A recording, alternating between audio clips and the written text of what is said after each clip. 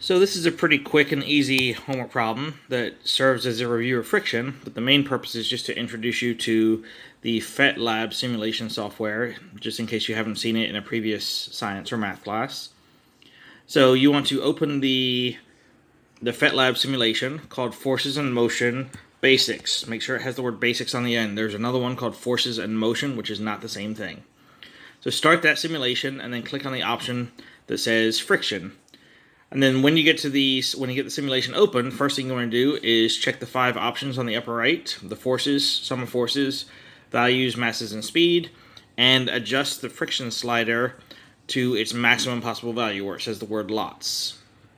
And then using the slider or the arrow keys at the bottom, you want to slowly increase the applied force and kind of explain what happens in parts A through D for the various situations. So in part A, before the crate starts moving, describe what happens to the frictional force as the applied force increases and explain why this happens. Well, what you should note is that as one force is increasing, so is the other, and this kind of leads back to what you did in the classwork where you had to graph the frictional force as a function of the applied force, and you saw that every time you applied a certain force, the frictional force was the same. The object's not moving, forces are balanced. Part B, describe what happens to the frictional force at the instant the crate begins to move and explain why this happens. Well, for this one, just think about what's going on from when the crate when the crate's not moving, that's you're dealing with static friction, to when it starts moving, you're dealing with kinetic friction. So that should kind of tell you what's going on and what happens, explain what happens to that force and why that happens.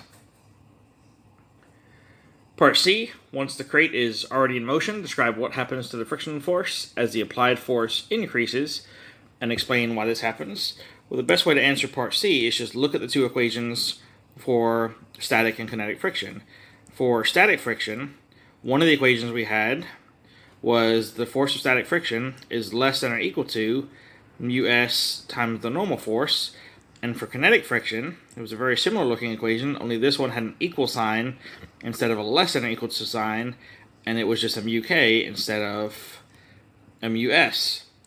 So if you look at the equation for the static friction, this will go back to answer part A.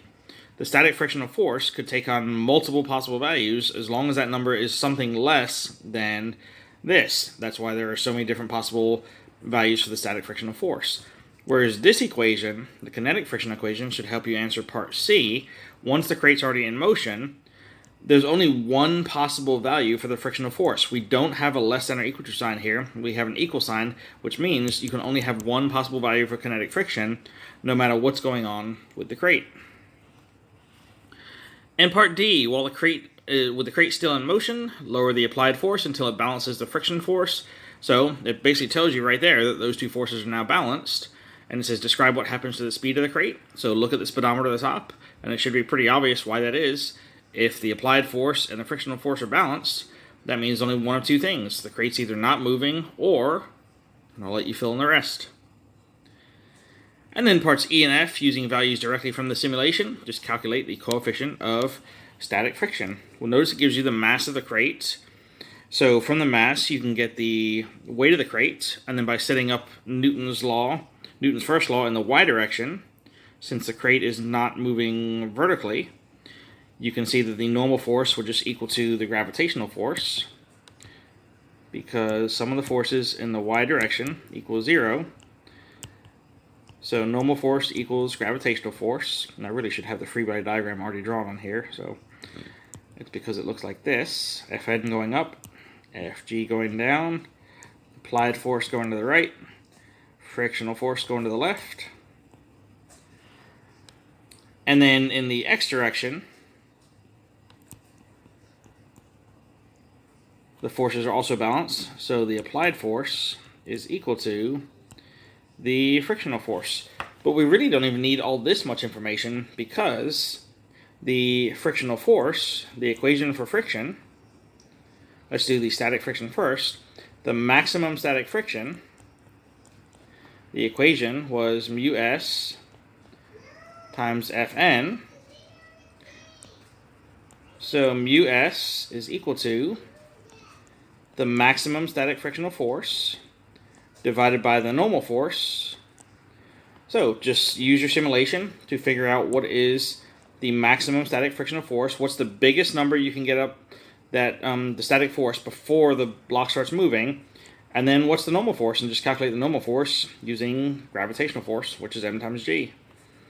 And then for part F, basically do the same thing again, but now this time you just want to use the kinetic friction. So FF is equal to mu k Fn, and just rearrange that one for mu k. And you can solve the rest from there. And the FF, the kinetic friction, should be pretty obvious what that is, because once the crate starts moving, remember there was only one possible value. So just take that from the simulation.